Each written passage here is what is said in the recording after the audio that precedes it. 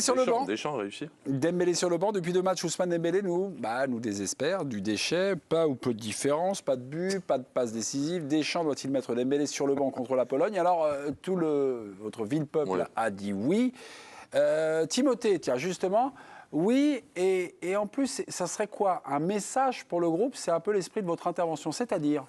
C'est-à-dire que quand vous avez un joueur qui fait 2 prestations bien en dessous de ce qu'on peut attendre de lui, au regard de ses qualités, bien en dessous de ce que l'on peut attendre d'un international tout simplement, je pense que si vous le mettez une 3e fois, vous envoyez un message à Coman, à Barcola, à tous les joueurs offensifs, à Kolo Muani, qu'en fait, il n'y a pas de concurrence. Donc en fait, vous pouvez vous asseoir au fond du bus et vous pouvez attendre la fin de l'Euro. Donc il faut à tout prix faire ce changement. Ça ne veut pas dire carrer définitivement Dembélé, parce que peut-être que celui qui va le remplacer ne sera pas meilleur, mais simplement prouver que si tu fais 2 mauvais matchs, la concurrence existe. Parce que là, vraiment, ce serait vraiment un camouflet pour ceux qui attendent leur chance derrière Dembélé. Juste pendant la pub, il y avait une réflexion d'Éric Blanc, qui regarde un petit peu toutes les chaînes, qui regarde tous les programmes sportifs. Vous avez regardé ce matin Téléfoot, et vous avez eu un plan au moment où Didier Deschamps est interviewé par... dans le vestiaire à la mi-temps du match. À la mi-temps. Quelques images furtives. Et alors je vois des mecs, ils parlent, mais ils sont complètement déconnectés, abattus, ou ils savent qu'ils ne joueront pas. Bon, voilà. Alors, j'ai vu Pavard, Benjamin, j'ai vu Coman, et il y en a un autre, j'ai zappé, parce que non, mais la caméra était très rapide, ils n'ont pas fait non plus, tu vois, mais tu voyais que, bon, et moi je suis d'accord avec toi, la concurrence doit jouer, quoi, à un moment donné, il faut... Moi, j'adore Dembélé, mais aujourd'hui, Dembélé, il n'est pas à la hauteur. Donc, même, il me désespère un peu. Et j'espérais ne jamais en arriver là avec lui. Parce qu'il sera toujours magique sur des prises de balles, sur des éliminations. Mais là, aujourd'hui, il faut qu'il fasse plus. Et je me suis toujours posé la question que quand tu joues, même dans les amicaux, le Luxembourg, d'autres équipes, j'ai jamais... Là, j'ai pas un match de ma vie où j'ai fait « waouh !» Alors que j'en ai vu quand même quelques-uns à Barcelone. J'ai vu des très beaux matchs avec le PSG. Mais en équipe de France, j'ai pas un souvenir, mais c'est grave. Et c'est pas le niveau de l'équipe de France. Est-ce que c'est lié à lui ou c'est lié à ce qu'on lui demande de faire? Je ne sais pas. J'ai un France-Angleterre en 2017, il me semble, comme ça de mémoire, avec une entrée en jeu qui avait été magnifique. Non, mais des entrées en jeu, 2017, je crois. Bertrand, juste quand vous êtes près des Bleus, vous êtes en contact, vous les voyez. Est-ce que finalement, il y a le groupe France et ceux qui ne jouent pas commencent, on va dire, soit un peu à s'impatienter, soit un peu à se désespérer. Est-ce que, on change un petit peu d'humeur, là, Bertrand?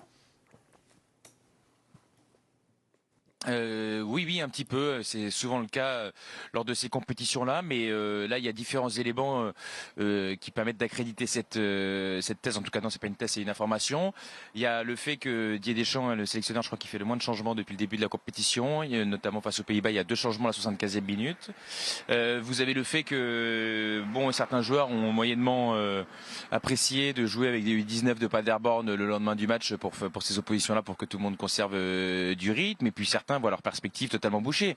Pêle-mêle, par exemple, Randal Kolo Muani, il est entré en jeu contre l'Autriche. Là, il n'est même pas laissé chauffer contre les Pays-Bas.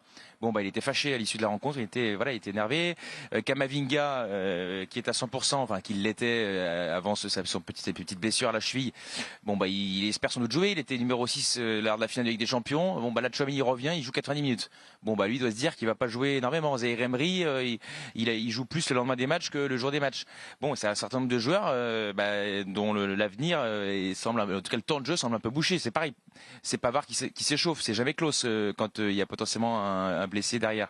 Donc voilà, toutes ces choses-là, il y a un moment donné, il y a ceux qui vont beaucoup jouer, puis ceux qui joueront pas du tout. Et sachant que le match d'après-demain, il est important, vous l'avez dit en introduction d'émission, pour terminer premier de ce groupe, et ça conditionne derrière votre parcours. À mon avis, Didier Deschamps, il va faire assez peu de changements. Là où le 3e match, souvent il y a les coiffeurs, c'est une expression qui est un peu désagréable, mais vous comprenez l'idée. Là, je pense que ce ne sera pas le cas du tout. Donc il y a encore moins de temps de jeu pour ceux qui n'en ont pas beaucoup.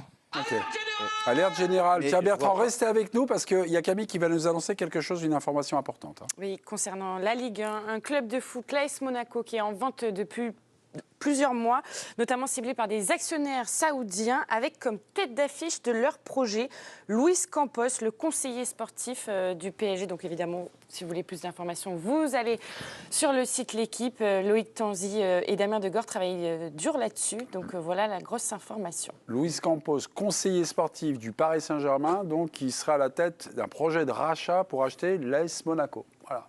Ben, pourquoi pas? Mais je voudrais poser une question. Ouais. Non, mais je voudrais poser une question à Bertrand. Allez-y. Là, c'est sur les Bleus. Si tu entends. Non, tu peux nous raconter la petite histoire de la réunion avec des mecs qui étaient au paddock et les autres dans la salle avec des chants qui jouaient pas. J'ai lu ça dans L'Équipe. Des mecs ont mal pris le fait de ne pas participer à une réunion sur l'animation, l'équipe, enfin, j'en sais rien, quoi. Oui, on était à la veille du match contre les Pays-Bas et Didier Deschamps, le staff de l'équipe de France, ont convoqué les joueurs qui allaient être amenés à débuter contre les Pays-Bas. Donc certains joueurs ont appris via nous notamment, enfin via les médias, qui allaient débuter ou non, parce que d'ailleurs cette information a pu fuiter, ce qui je crois a énervé le staff de l'équipe de France notamment. Donc voilà, c'est-à-dire que ceux qui jouaient pas, ils savaient ils le savaient parce qu'ils n'avaient pas été à la réunion. Donc quand les autres sont revenus, t'étais où? Il nous a convoqués. Bon tu sais que tu joues pas. Ouais, ok. Didier Deschamps était à Téléfoot. Il a parlé éventuellement du match. Enfin, il a parlé du match contre la Pologne. Est-ce qu'on peut mettre sa petite notule, là, sa petite déclaration au micro des journalistes de Téléfoot, parce que je l'ai noté puis je la retrouve pas. Donc voilà. Vous pouvez m'aider. Elle va arriver dans quelques minutes. Voilà. Merci beaucoup. J'ai prévu une équipe qui va aller chercher la qualification, ok, et la meilleure place possible. Donc la première, par rapport à l'arborescence qu'on a découvert il y a quelques minutes dans cette émission. Derrière, on aura un peu plus de récupération. C'est entre 9, 10 et 11 jours, si les Bleus terminent 3e, second ou 1er. Vous en déduisez ce que vous voulez. Vous, il y avait déjà des déductions qui avaient été faites avant même que je vous pose la question. Vous nous avez dit il y a quelques minutes sur ce plateau que Didier Deschamps n'allait pas faire tourner, mais alors de manière... voilà. Moi, je ne crois pas. Je crois qu'il va mettre l'équipe type, comme si c'était... Alors, c'est quoi l'équipe type? Son équipe avec laquelle il a débuté. Après, contre les Pays-Bas alors, excusez-moi, c'est contre les Pays-Bas ou contre l'Autriche? Moi, je pense que ce sera plus contre l'Autriche. Un 4-3-3. D'accord. Avec Mbappé, normalement, qui devrait commencer le match. Donc, mais sinon, ça va être l'équipe... pour moi, c'est comme un 16e, là. C'est important de gagner pour essayer d'être dans la bonne partie du tableau. En tout cas, juste pour conclure sur le rôle de ce qu'on appelle les coiffeurs en général dans ces compétitions, c'est qu'on a, avec le Covid, fait 5 changements au lieu de 3. On a élargi les groupes. Mais si au final, vous continuez à faire jouer autant de joueurs qu'à l'époque où tu avais 23 avec les gardiens, ça fait encore plus de frustrés. Donc c'est sûrement une donnée, peut-être à tâtons, que les staffs abordent aujourd'hui. Pourquoi l'entraîneur, le sélectionneur doit être obligé? Moi, je ne vous suis pas là-dessus. J'ai du mal à comprendre. Non, mais est-ce que des joueurs t'ont déçu? Non, mais moi, j'ai du mal à comprendre vos raisonnements, Moi, ça m'horripile d'entendre tout ce que j'entends, je peux vous le dire. On a déjà eu ce débat, mais petit.